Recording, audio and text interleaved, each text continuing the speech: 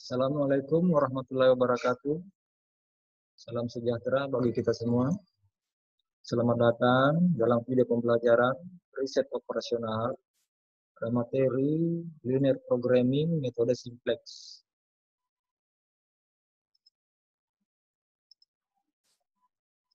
Silahkan Anda perhatikan slide berikut ini. Ya. Jadi kapankah kita menggunakan metode simplex? Metode simplex itu kita gunakan jika kita menghadapi sebuah masalah linear programming yang melibatkan lebih dari dua jenis kegiatan. Mengapa? Sebab metode grafik itu dibatasi hanya mampu menyelesaikan masalah LP yang memiliki dua buah jenis kegiatan saja. Nah, ada 8 langkah atau tahapan penyelesaian masalah LP dengan menggunakan metode simplex. Saya akan jelaskan satu persatu dalam contoh kasus berikut. Nah, misalnya kita punya kasus seperti ini. Ini adalah kasus yang pernah kita bahas sebelumnya, dalam pembelajaran sebelumnya, yaitu kasus pabrik sepatu ideal yang memproduksi dua buah jenis sepatu karet dan sepatu kulit, ya. Dan untuk sepatu karet di sini kita simbolkan sebagai X1, dan untuk sepatu kulit itu kita beri simbol X2.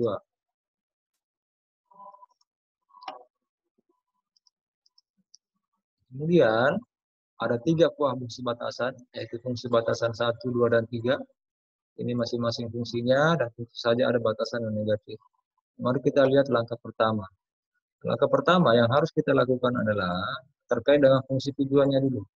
Nah, fungsi tujuan di sini ini masih berbentuk eksplisit. Ini harus kita rubah menjadi bentuknya eksplisit. Contohnya seperti di bawah ini. Jadi persamaan fungsi tujuan yang tadinya set sama dengan 3x1 ditambah 5x2. Nah, ini masih berbentuk eksplisit.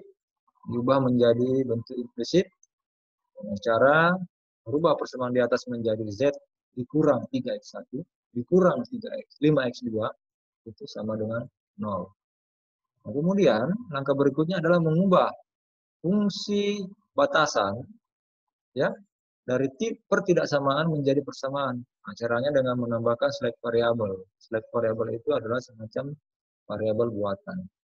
Nah, banyaknya variabel buatan atau variabel select yang kita tambahkan itu tergantung pada banyaknya fungsi batasan.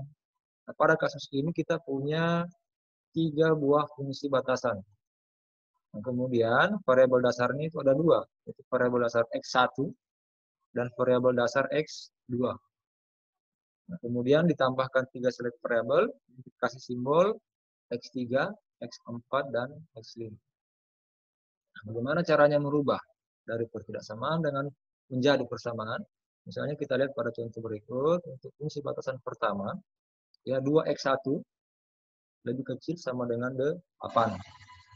Nah, kita tambahkan select variabel X3, maka persamaan ini berubah menjadi 2x1 tambah X3, dan tanda pertidaksamaannya di sini secara otomatis berubah menjadi persamaan sama dengan 8.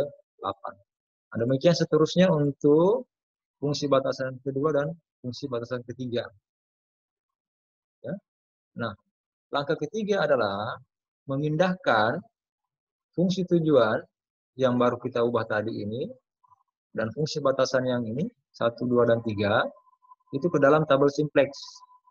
Nah, saya perlihatkan dulu bagaimanakah bentuk tabel simplex tersebut. Nah, ini dia tabel simplexnya. Jadi tabel simplex ini punya 4 kolom. Jadi kolom pertama itu kolom variabel dasar. Ada Z, di sini variabel select 1, select 2, dan seterusnya. Kemudian kolom Z. Tentu saja Z-nya sama dengan 1, select-nya sama dengan 0, dan seterusnya. Nah, berikutnya adalah kolom yang ketiga. Ini kolom variabel. Ya, variabel X1, X2, dan variabel XKN. Tergantung berapa banyak jenis kegiatannya. Kemudian ini adalah variabel select-nya. Select 1, select 2, dan seterusnya. Tergantung berapa banyak fungsi batasan kita miliki. Demikian halnya banyaknya nanti jumlahnya select variabel. Kemudian kolom terakhir ini kolom nilai kanan. Nah, yang mana ini adalah nilai yang terletak di sebelah kanan tanda sama dengan dalam fungsi tujuan dan fungsi batasan. Nah, misalnya di sini kita lihat fungsi batasan yang ketiga. Nah, nilai yang terletak di sebelah kanan tanda sama dengan adalah 30, maka nilai kanannya di sini untuk B3 itu sama dengan 30. Nah, sekarang mari kita lihat tabel simplex yang kita miliki berdasarkan kasus ini. Nah, misalnya seperti ini. Nah, inilah dia tabel simplex 1. Kita beri nama tabel simplex 1, yaitu tabel simplex kasus pabrik sepatu ideal. Mari kita lihat. Misalnya nilainya masing-masing, bagaimana caranya memindahkan nilainya. Misalnya untuk fungsi tujuan, ini pada baris pertama. Baris fungsi tujuan. Nah, berapa besarnya nilai Z? Itu saja Z-nya sama dengan 1. 1 Z. Kita pindahkan kemari. Kemudian untuk kolom X1. Kita perhatikan di sini nilainya sama dengan negatif 3. Kita pindahkan kemari. Kemudian untuk kolom X2 nilainya sama dengan negatif 5. Kita masukkan kemari. Kemudian kita lihat di sini fungsi tujuan tidak memiliki select variabel. X3, X4, dan X5 tentu saja sama dengan nilainya semuanya sama dengan 0. Ya, semuanya sama dengan 0. Dan nilai kanannya perhatikan 0. Ya. Kita pindahkan nilainya ke bawah. Sini, nilai kanan. Nah, begitu caranya memindahkan. Nah, sekarang bagaimana dengan fungsi batasannya? Nah, misalnya untuk fungsi batasan yang kita lihat fungsi batasan ketiga.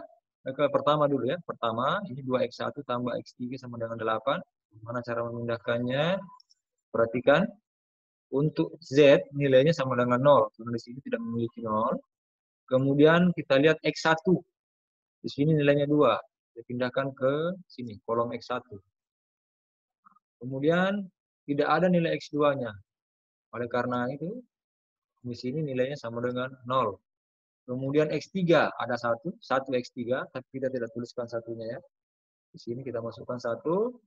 Kemudian X4 dan X5 masing-masing nilainya tidak ada, maka kita beri angka di sini 0. Kemudian untuk nilai kanan ya sama dengan 15 kita masukkan sama dengan 8, maaf. Kita masukkan ke sini. Iya. Nah, dengan cara yang sama, masing-masing fungsi batasan kita masukkan nilainya ke dalam tabel simplex sampai kita mendapatkan tabel simplex 1 seperti contoh berikut. Nah, langkah berikutnya adalah langkah keempat. Dari tabel simplex ini kita menentukan yang manakah yang menjadi kolom kunci. Nah, kolom kunci adalah kolom yang menjadi dasar melakukan nanti perbaikan atau perubahan terhadap tabel simplex. Nah, misalnya untuk tabel simplex 1 kita cek yang manakah yang menjadi kolom kunci. Nah, syaratnya kolom kunci itu adalah kolom pada baris fungsi tujuan, baris yang pertama ini, ya, yang memiliki angka negatif terbesar. Jadi perhatikan, kolom kunci adalah kolom pada baris fungsi tujuan yang memiliki angka negatif terbesar. Kita lihat ini adalah baris fungsi tujuan. Baris pertama, kemudian kita lihat masing-masing nilainya di sini. Negatif 3, negatif 5, 0, 0, 0. Nah, tentu saja negatif terbesar adalah pada X2 yaitu minus 5. Maka X2 ini, kolom X2 menjadi kolom kuncinya. Nah, setelah kita menentukan kolom kunci, langkah berikutnya atau langkah kelima adalah menentukan yang manakah menjadi baris kunci. Nah, baris kunci. Nah, baris kunci itu tergantung pada besarnya indeks barisnya. Berapa besarnya indeks barisnya. Nah, syaratnya kita mencari baris yang memiliki indeks positif terkecil. Saya ulangi, baris yang memiliki indeks dengan nilai atau angka positif terkecil. Nah, sedangkan untuk mengetahui berapakah indeks baris, kita mengetahuinya atau mencarinya dengan menggunakan rumus berikut. Jadi indeks baris sama dengan nilai kanan dibagi nilai pada kolom kunci. Misalnya untuk baris yang pertama dulu ya. Pada baris fungsi tujuan pertama, misalnya perhatikan untuk baris X3 di sini. Kita lihat, di sini kita lihat indeks barisnya sama dengan nilai kanan bagi nilai kolom kunci. Kita lihat untuk baris X3, fungsi batasan pertama, nilai kanannya sama dengan 8. Ya, 8. Kemudian nilai pada kolom kunci yang ini, ingat tadi kolom kuncinya adalah X2, dan nilai pada baris ini yang sesuai adalah sama dengan 0. Maka 8, indeksnya adalah 8 dibagi 0, atau tidak terhingga. Kemudian bagaimana dengan fungsi tujuan yang kedua, itu X4. Nilai kanannya sama dengan 15. Sedangkan nilai pada kolom kunci adalah 3. Berarti indeksnya adalah 15 dibagi 3 atau sama dengan 5. Sedangkan pada fungsi batasan yang ketiga atau pada baris X5 di sini nilai kanannya 30 dan nilai pada kolom kuncinya adalah 5. Berarti indeks barisnya adalah 30 dibagi 5 atau sama dengan 6. Nah, dari sini kita perhatikan bahwa baris yang memiliki indeks dengan angka positif terkecil adalah pada baris X4 atau fungsi batasan yang kedua, yaitu sama dengan 5. Nah, setelah itu kita sudah mendapatkan kolom kuncinya adalah yang ini X2 dan baris kuncinya adalah yang ini atau X4. Nah, sekarang setelah menentukan kolom kunci dan baris kunci, kita bisa mulai melakukan perubahan terhadap kolom simplex. Yang pertama kali kita harus rubah, yang menjadi acuan adalah baris kunci, yaitu baris X4. Kita harus rubah nilainya ini, baris 4. Bagaimana caranya? Perhatikan, mengubah nilai baris kunci. Ini adalah tabel simplex 1. Artinya tabel simplex 1, cara merubahnya adalah, ya, cara merubah kolom kunci, maaf saya lewati ini, mengubah nilai-nilai baris kunci, rumusnya adalah nilai baris kunci lama dibagi dengan angka kunci. Perhatikan, nilai baris kunci yang lama itu dibagi dengan angka kunci. Artinya, semua nilai yang terletak pada baris kunci yang lama. Baris kunci lama ya adalah yang ini yang dimaksud ya. Ini baris kuncinya pada X2. Sorry. Ya, pada X4. Ini adalah baris kuncinya. Pada X4 kita bagi dengan angka kunci. Yang manakah yang menjadi angka kunci? Angka kunci adalah angka yang terletak pada perpotongan kolom kunci dan baris kunci. Anda lihat ini adalah kolom kunci, ini baris kuncinya, dan angka yang terletak pada perpotongannya adalah sama dengan 3. Sehingga angka kuncinya adalah 3. Nah, jadi untuk merubah baris kunci adalah kita bagi semua nilai pada baris kunci yang lama ini dengan 3. Nah, dari situ kita bisa dapatkan baris kunci baru seperti ini. Ya, misalnya ini untuk kolom X1, 0 dibagi 3 hasilnya sama dengan 0. 3 dibagi 3 hasilnya sama dengan 1. 0 dibagi 3, 0. 1 dibagi 3, sepertiga. 0 dibagi 3, 0. 15 dibagi 3 sama dengan 5. Maka inilah baris kunci yang baru. Nah, kemudian kita lihat bahwa yang menjadi kolom kunci adalah kolom X2. Oleh karena itu, nilai variabel X2 ini kita pindahkan ke baris. Tadinya di sini X4, ini berubah menjadi X2. Jadi X2 ini adalah sekarang menjadi baris kunci yang baru. Nah, langkah berikutnya setelah merubah baris kunci adalah merubah baris selain baris kunci. Jadi ada baris kunci, ada baris selain baris kunci. Nah, perhatikan yang manakah yang menjadi baris selain baris kunci. Bisa lihat contoh berikut. Ini tadi baris kuncinya.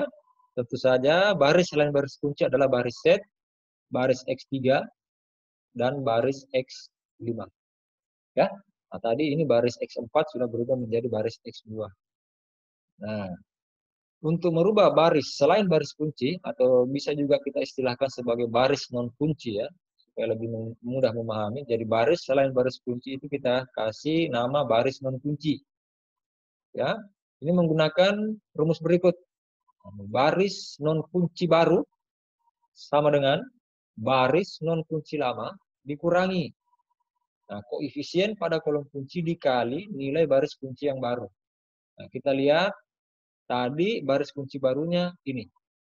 Pada baris X2. Ini adalah nilai baris kunci yang baru. 0, 1, 0, sepertiga, 0, 5. Sedangkan Ini baris kunci yang lama yang mau dirubah. Baris set. -3, -5, 0, 0, 0. Nilai kayangannya sama dengan 0. Nah, berdasarkan rumus yang di atas, untuk memudahkan, yang coba lihat proses perhitungannya. Ini baris set, baris kunci lama, yang ini. Kemudian dikurangi koefisien pada kolom kunci. Nah, yang mana itu koefisien pada kolom kunci? Yaitu nilai pada baris set yang terletak pada kolom kunci. Kolom kuncinya tadi ingat X2, maka nilai koefisien pada kolom kunci adalah sama dengan negatif atau -5. Jadi -5 dikali nilai pada baris kunci baru, sesuai dengan rumus di atas. Nah, misalnya dari sini, baris kunci lama adalah -3, dikurangi -5 dikali 0. Ingat, -3 adalah pada baris non kunci lama. -5 adalah nilai koefisien kunci. Ini ya terletak pada kolom kunci, sedangkan 0 adalah nilai pada baris kunci baru. Nah, sesuai dengan kolom yang dimaksud, yaitu kolom X1. Jadi -3 dikurangi -5 dikali 0. Ingat, apapun yang dikalikan 0 hasilnya pasti sama dengan 0. Artinya -3 dikurang 0 sama dengan -3. Kemudian untuk kolom X2, -5 dikurangi -5 dikali 1. Kali 1 ya. -5 dikurangi -5 dikali 1. Hasilnya sama dengan 0.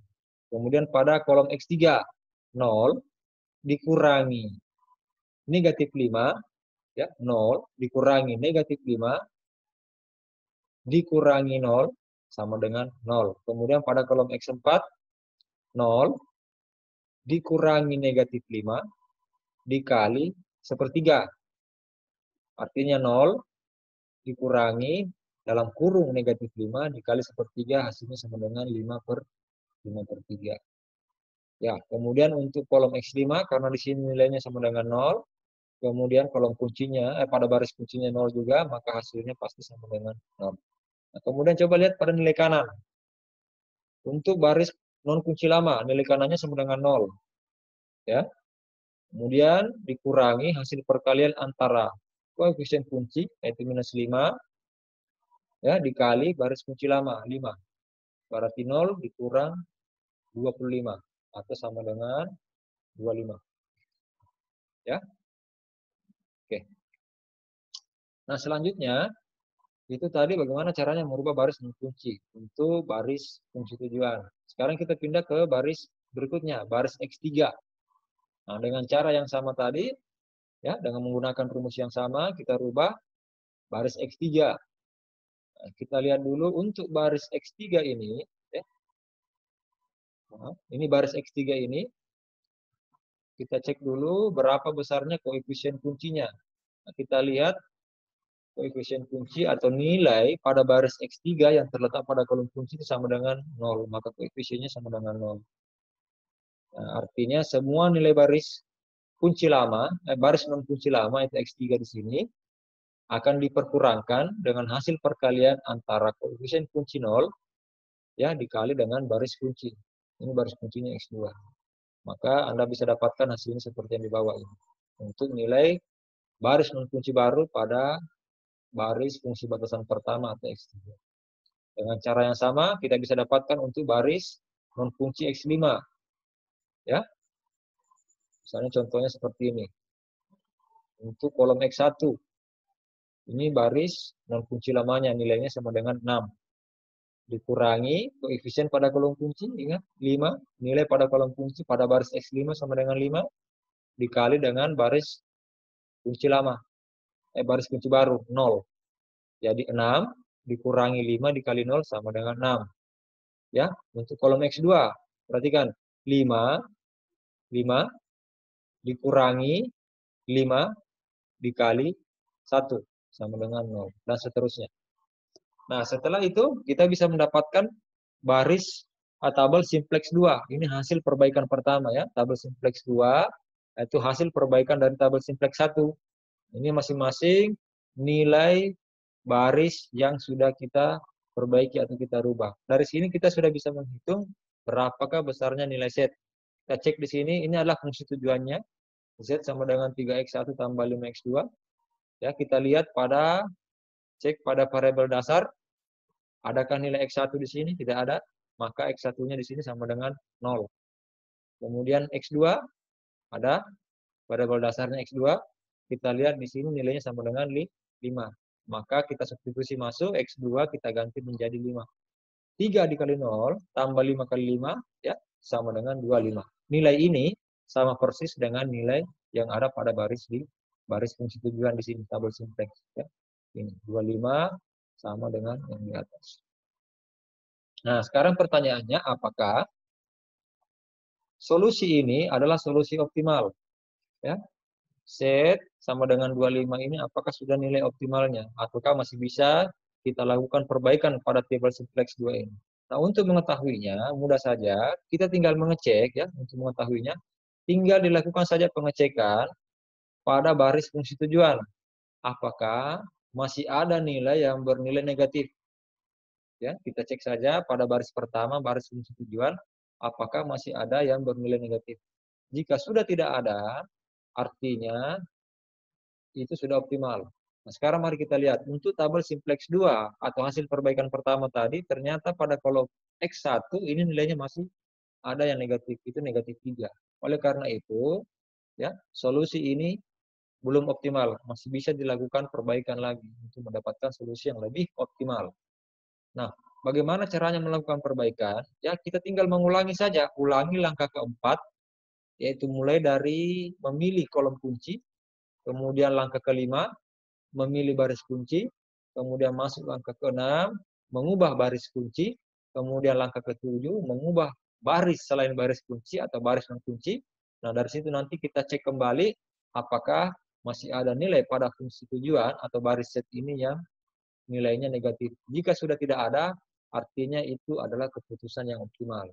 Nah, berhubung tabel simplex 2 ini belum optimal, maka kita harus lakukan perbaikan. Nah, sekarang kita lihat, ini adalah tabel simplex 2, hasil perbaikan tadi. Kita pilih dulu yang mana kolom kuncinya.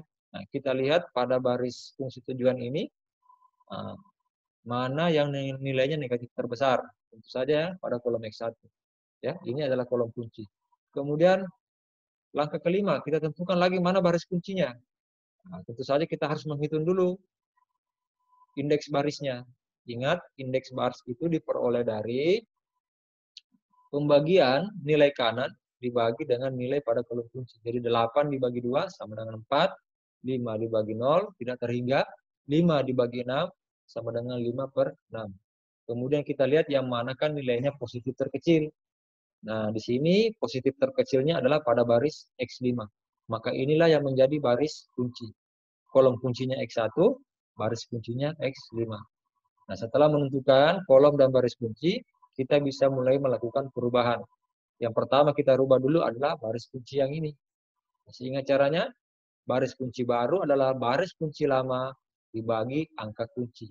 Nah, yang mana menjadi angka kunci adalah angka yang terletak pada perpotongan kolom dan baris kunci dalam hal ini adalah 6. Nah, mari kita lihat perubahannya. Ini adalah tabel simplex 2, perbaikan 1. Ini baris kunci lamanya, semuanya kita bagi dengan 6. 6 ini dari ini angka kunci tadi, perpotongan kolom dan baris kunci. Dari situ kita bisa dapatkan ya, ini adalah tabel baris kunci yang baru. Kemudian kita lihat variabel X5 ini kita ganti dengan variabel X1 sebab X1 yang menjadi kolom kunci kita pindahkan X1 kemarin X5 sehingga berubah menjadi seperti ini. Nah, setelah kita merubah baris kunci, maka berikutnya adalah mengubah baris non kunci. Nah, caranya sama dengan yang tadi, bahwa baris non kunci baru adalah baris non kunci baru dicari dengan rumus baris non kunci lama dikurangi koefisien pada kolom kunci dikali baris kunci. Ya, ulangi. Ya. Nah, misalnya untuk baris set. Kita lihat untuk baris set, baris non kunci lamanya adalah yang ini ya, -3, 0, 0, 5/3, 0, dan 25. Ini dia yang di bawah. Kemudian dikali dengan koefisien pada kolom kunci. koefisien pada kolom kunci atau nilai pada baris set yang terletak pada kolom kunci, yaitu minus 3. Kemudian minus 3 dikalikan dengan semua nilai baris kunci baru. Ini adalah nilai baris kunci baru. Kita peroleh dari sini tadi, ya. Dari sini. Ini baris kunci barunya. Ya. Nah, jadi misalnya negatif 3 dikurangi negatif 3 dikali 1. Jadi negatif 3 dikurang negatif 3 hasilnya sama dengan 0. Demikian seterusnya sampai kita dapatkan nilai baris non kunci baru untuk baris set. Nah, berturut-turut kita rubah juga baris X3 dan X2 dengan cara yang sama. Anda bisa lihat ini langkah-langkah perhitungannya. Bagaimana caranya mendapatkan baris non kunci baru untuk X3. Ya, ini baris non kunci barunya, yang di atas ini baris non kunci yang lama. Kemudian untuk baris X2, ini baris non kunci yang lama, kemudian ini adalah baris kunci baru. Kemudian koefisiennya, koefisien kolom kuncinya adalah sama dengan 0. Nah, setelah kita selesaikan itu, kita dapatkan tabel simplex 3, yaitu hasil perbaikan yang kedua. Nah, sekarang dari sini kita bisa mulai menghitung berapakah nilai setnya. Ya, masih menggunakan fungsi tujuan 3x1 tambah 5x2, kita cek pada variabel dasar berapa besarnya x1-nya. Ini ada x1 sama dengan 5/6, kemudian x2 di sini sama dengan 5. Nah, nilai x1 dan x2 ini kita substitusi masuk ke dalam fungsi tujuan. Jadi 3x1, x1 di sini 5/6, kita substitusi masuk, 3 dikali 5/6 ditambah 5, x2-nya sama dengan 5, dikali 5, hasilnya sama dengan 27,5 atau 27/2. Sama persis dengan nilai kanan pada baris fungsi tujuan di tabel simplex. Ya, 27/2. Nah, dari sini kita bisa lihat bahwa tabel simplex 3 menghasilkan nilai set yang lebih besar daripada tabel simplex 2. Atau solusi dari tabel simplex 3 itu lebih optimal dibandingkan solusi yang ditawarkan oleh tabel simplex 2. Nah, sekarang pertanyaannya, apakah solusi ini adalah solusi optimal? Masih ingat caranya bagaimana mengetahuinya? Kita cek saja di tabel simplex 3 pada baris fungsi tujuan, ternyata sudah tidak ada lagi yang bernilai negatif. Ini ya. Tidak ada lagi yang nilainya negatif, artinya ini adalah sudah solusi optimal. Nah, maka kesimpulannya adalah kombinasi produk yang optimal untuk memperoleh keuntungan paling besar atau paling optimal adalah memproduksi sepatu I1, yaitu sepatu karet atau X1 sebanyak 5/6 lusin. Ini ya, 5/6 lusin. Kemudian sepatu I2 atau X2 sebanyak 5 lusin. Nah, dari situ kita bisa dapatkan keuntungan 2.750.000. Di sini kita dapatkan 27/2. Iya. Demikianlah saudara-saudara sekalian video pembelajaran kali ini. Sampai berjumpa pada video pembelajaran berikutnya. Sekian dan terima kasih.